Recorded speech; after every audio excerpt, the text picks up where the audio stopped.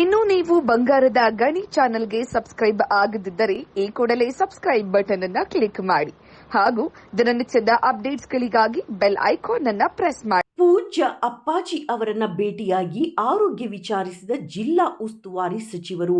ಕಲ್ಯಾಣ ಕರ್ನಾಟಕದ ಕೇಂದ್ರ ಸ್ಥಾನ ಕಲಬುರಗಿ ಜಿಲ್ಲೆಯಲ್ಲಿ ನಗರದ ಖಾಸಗಿ ಆಸ್ಪತ್ರೆಯಲ್ಲಿ ವಯೋಸಹಜ ಕಾಯಿಲೆಯಿಂದಾಗಿ ಚಿಕಿತ್ಸೆ ಪಡೆಯುತ್ತಿರುವ ಶ್ರೀ ಶರಣಬಸವೇಶ್ವರ ಸಂಸ್ಥಾನ ಪೀಠಾಧಿಪತಿ ಪೂಜ್ಯ ಡಾಕ್ಟರ್ ಶರಣಬಸವಪ್ಪ ಅಪ್ಪ ಅವರನ್ನ ಗ್ರಾಮೀಣ ಅಭಿವೃದ್ಧಿ ಹಾಗೂ ಪಂಚಾಯತ್ ರಾಜ್ ಮತ್ತು ಕಲಬುರಗಿ ಜಿಲ್ಲಾ ಉಸ್ತುವಾರಿ ಸಚಿವ ಪ್ರಿಯಾಂಕ್ ಖರ್ಗೆ ಹಾಗೂ ಡಾಕ್ಟರ್ ಶರಣ ಪ್ರಕಾಶ್ ಪಾಟೀಲ್ ಹಾಗೂ ಶಾಸಕರು ಮುಖಂಡರು ಭೇಟಿಯಾಗಿ ಆರೋಗ್ಯವನ್ನು ವಿಚಾರಿಸಿ ಶೀಘ್ರ ಗುಣಮುಖರಾಗುವಂತೆ ಹಾರೈಸಿದರು.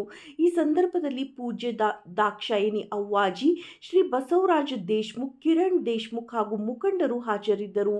ವರದಿ ಶಿವಕುಮಾರ್ ಎಸ್ಕೆ ಹಿರೇಮಠ್, ಕಲಬುರಗಿ.